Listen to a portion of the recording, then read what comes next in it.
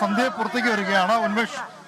ദൗത്യം സന്ധ്യയെ പുറത്തെത്തിക്കാനുള്ള ദൗത്യം വിജയം കണ്ടിരിക്കുന്നു. മണിക്കൂറുകൾ നീണ്ട ദൗത്യം, 10 മണിക്ക് ആരംഭിച്ച ദൗത്യമാണ്. ഇപ്പോൾ ഏകദേശം 3:15 അടുക്കുന്ന സമയത്ത് സന്ധ്യയെ പുറത്തേക്ക് എടുക്കാൻ സാധിച്ചു എന്നുള്ളത് തന്നെയാണ് ഇതിനകത്ത് ഏറ്റവും വിജയകരമായ കാര്യം. അവർക്ക് സാരമായി പരിക്കേറ്റിട്ടുണ്ട്, പ്രത്യേകിച്ച് കാലിനാണ് പരിക്കേറ്റിരിക്കുന്നത്.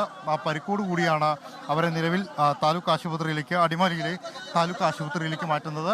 അവിടെ എത്തിച്ച ശേഷം മറ്റെന്തെങ്കിലും വിദഗ്ധ ചികിത്സ, ഏതെങ്കിലും തരത്തിലുള്ള വിദഗ്ധ ചികിത്സ വേണമെങ്കിൽ അതിനുള്ള സജ്ജീകരണങ്ങൾ അടക്കം ചെയ്യും എന്ന കാര്യം മന്ത്രി റോഷി അഗസ്റ്റിൻ ഉറപ്പിക്കുന്നുണ്ട്. മറ്റ് പ്രശ്നങ്ങളൊന്നുമില്ലാതെ, അവരുടെ ജീവനും മറ്റ് അപായങ്ങളൊന്നുമില്ലാതെ തന്നെ അവരെ പുറത്തെടുക്കാൻ സാധിച്ചിട്ടുണ്ട്. നാട്ടുകാരുടെയും അതോടൊപ്പം ഫയർഫോഴ്സിൻ്റെ, NDRFൻ്റെ, പോലീസിൻ്റെ എല്ലാവരുടെയും ശ്രമം, ആ ദൗത്യം വിജയം കണ്ടിരിക്കുന്നു എന്ന് തന്നെ വേണം പറയാൻ. മണിക്കൂറുകൾ നീണ്ട ശ്രമത്തിനൊടുവിൽ സന്ധ്യയെ മറ്റ് വലിയ പരിക്കുകളൊന്നുമില്ലാതെ തന്നെ പുറത്തേക്ക് എത്തിക്കാൻ കഴിഞ്ഞത് നാട്ടുകാരുടെ കൂടി വിജയമാണെന്ന് പറയാം. കാരണം ഒരു നാടിൻ്റെ ഒത്തായ കൂട്ടായ്മയുടെ ഫലമായിട്ടാണ് നിലവിൽ ഇപ്പോൾ സന്ധ്യയെ പുറത്തേക്ക് കൊണ്ടുവരാൻ സാധിച്ചിരിക്കുന്നത്.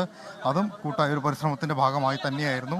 എന്നിരുന്ന സംഭവവുമായി ബന്ധപ്പെട്ടുകൊണ്ട് ക്രമീകരണങ്ങൾ ഇപ്പോൾ നമ്മൾ കാണുന്നത്, ഈ മൺതിട്ടകൾ അപ്പുറത്തോട്ട് മൺ വീണ് കിടക്കുന്ന ഭാഗമാണ് ഈ കാണുന്നത്. ഇവിടെ നിന്ന് താഴേക്ക് എത്തിച്ച് അവിടെ നിന്ന് ആംബുലൻസിലാണ് നിലവിൽ കൊണ്ടുപോകുന്നത്. അതിന് വേണ്ടിയിട്ടുള്ള വഴിയും മറ്റു കാര്യങ്ങളും എല്ലാം ക്രമീകരിച്ചിട്ടുണ്ടായിരുന്നു. അപ്പോഴും ബിജു ഇപ്പോൾ വീടിനകത്ത് തന്നെ കുടുങ്ങിക്കിടക്കുന്ന നിലയിലാണുള്ളത്.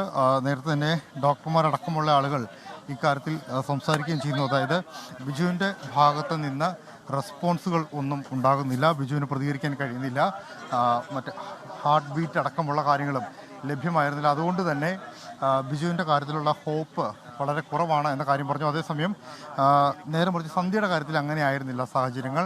കുറെ കൂടി പൾസ് ഉണ്ടായിരുന്നു, പ്രതികരിക്കുന്നുണ്ടായിരുന്നു, ചോദ്യങ്ങളോട് പ്രതികരിച്ചു. ഒരു ഘട്ടത്തിൽ വെള്ളം വരെ ചോദിക്കുന്ന അവസ്ഥയുണ്ടായിരുന്നു. പക്ഷേ നിലവിലെ സന്ധ്യയുടെ ശാരീരിക അവസ്ഥയിൽ അവർക്ക് വെള്ളം കൊടുക്കുന്നത് അവരുടെ ജീവന് അപകടമാണ് എന്ന് ബോധ്യപ്പെട്ടതിൻ്റെ അടിസ്ഥാനത്തിലാണ് അവർക്ക് വെള്ളം നൽകേണ്ടതില്ല എന്ന തീരുമാനത്തിലേക്ക് എത്തിയത്. എന്നാണെങ്കിലും തൽക്കാലം നിലവിൽ അടിമാലി താലൂക്ക് ആശുപത്രിയിലേക്ക് എത്തിച്ച് അവിടെ ചികിത്സ നൽകി, പ്രാഥമിക ചികിത്സ നൽകിയ ശേഷം വിദഗ്ധമായ ചികിത്സ ആവശ്യമാണെങ്കിൽ, അത് എവിടെയാണെങ്കിലും ഏത് ചികിത്സയാണെങ്കിലും അത് ഉറപ്പാക്കും എന്ന കാര്യമാണ് മന്ത്രി റോഷി അഗസ്റ്റിൻ ഉറപ്പ് നൽകിയിരിക്കുന്നത്. 10 മണിക്ക് ആരംഭിച്ച രക്ഷാദൗത്യമാണ് 3:15 പൂർത്തിയാകുന്നത്.